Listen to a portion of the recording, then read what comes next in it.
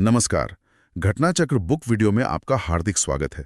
आइए प्रारंभ करें इस यात्रा को, जहां हर विषय वस्तु को हम सरल, स्पष्ट और परीक्षा उपयोगी ढंग से प्रस्तुत करेंगे। नमस्कार। कभी सोचा है कि भारत अपनी नदियों, अपनी झीलों को साफ रखने के लिए क्या करता है? देखिए, आज हम एक ऐसे कानून की कहानी में उतरेंगे जिसने सब कुछ बदल दिया। तो चलिए द वाटर एक्ट 1974 की दुनिया में गोता लगाते हैं। भारत में पानी को बचाने की कहानी को अगर समझना है तो हमें 1974 में वापस जाना होगा। ये सिर्फ एक कानून नहीं था, बल्कि एक क्रांति की शुरुआत थी। ये वो बुनियाद है जिस पर आज भारत के पर्यावरण को बचाने का पूरा ढांचा खड़ा है। तो इस कानून का असली मकसद क्या था? देखिए, इसका लक्ष्य सिर्फ गंदगी को रोकना नहीं था। इसका मिशन डबल था। एक तो प्रदूषण को रोकना और दूसरा हमारे पानी को इतना साफ और शुद्ध बनाना कि वो जीवन को बनाए रख सके। इसी को कहते हैं होलसमनेस या स्वास्थ्यप्रदता। सच में ये एक बहुत बड़ी सोच थी। तो ठीक है, इस बड़े लक्ष्य के पीछे का मूल मंत्र क्या था? चलिए देखते हैं कि इस कानून की आत्मा, इसका कोर आइडिया क्या कहता है। बस ये कुछ शब्द, जल प्रदूषण का निवारण और नियंत्रण। सुनने में कितना सरल लगता है ना?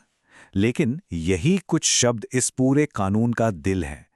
ये एक ऐसा आदेश था जिसने भारत के सोचने का तरीका ही बदल दिया कि हम अपने पानी की देखभाल आखिर करें तो कैसे करें।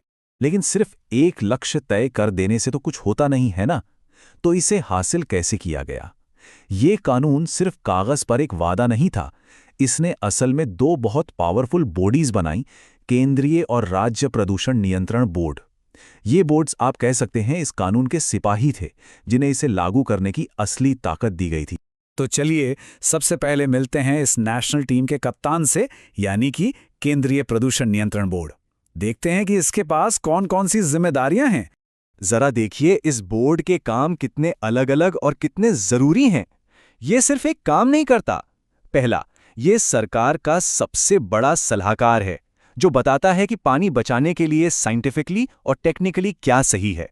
दूसरा, ये राज्यों के लिए एक दोस्त की तरह काम करता है, उन्हें टेक्निकल हेल्प देकर और उनके कामों में कोऑर्डिनेशन बनाकर। तीसरा, ये एक टीचर की तरह है, जो एक्सपर्ट्स को ट्रेनिंग देता है और आम लोगों में जागरूकता फैलाता है। चौथा, ये एक रेफरी की भूमिका निभाता है, जो नदियों और कुओं के लिए स्टैंडर्ड तय करता है कि भाई पानी कितना साफ होना चाहिए। और आखिर में ये एक लीडर है, जो पूरे देश में प्रदूषण से लड़ने के लिए बड़े बड़े कार्यक्रम चलाता है। तो ये सब सुनने में तो बहुत इंप्रेसिव लगता है ना? सलाहकार, दोस्त, टीचर। लेकिन सवाल ये उठता है कि क्या इन शक्तियों का जमीन पर कोई असर होता भी है, या ये सिर्फ किताबों में लिखी अच्छी अच्छी बातें हैं?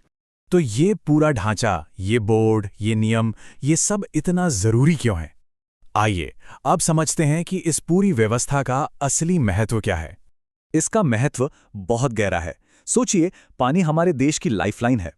इस कानून ने पहली बार उस लाइफलाइन की सुरक्षा के लिए एक डेडिकेटेड फौज बनाई, एक कानूनी और संस्थागत फौज।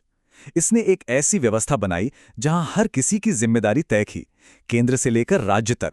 तो सबसे बड़ी बात क्या है? देखिए, ये कानून सिर्फ पानी के बारे में नहीं था, ये भारत के पूरे पर्यावरण सुरक्षा कार्यक्रम की नींव का पत्थर था। इसने वो रास्ता बनाया, वो आर्किटेक्चर तैयार किया जिस पर आज भारत चल रहा है, ताकि हमारे जंगल, हवा और पानी सब सुरक्षित रहें। और ये हमें आज के सबसे बड़े सवाल पर ले आता है। लगभग 50 साल बीत चुके हैं। क्या ये कानून आज भी उतना ही ताकतवर है? क्या हमारी नदियां और झीलें आज वाकई में सुरक्षित हैं? ये एक ऐसा सवाल है जिसके बारे में हम सभी को सोचना चाहिए।